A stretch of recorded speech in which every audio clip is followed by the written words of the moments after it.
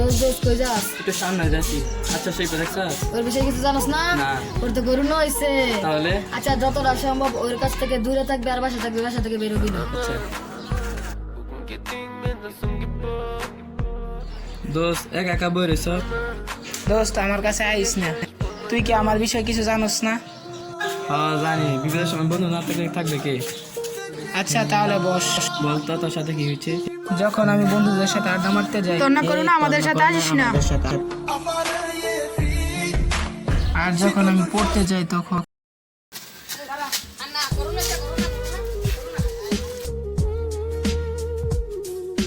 এর জন্য আমি তোদের সাথে মিশতে চাই না, বুঝছো? বিপদের সময় বন্ধু না থাকলে থাকবো আমি।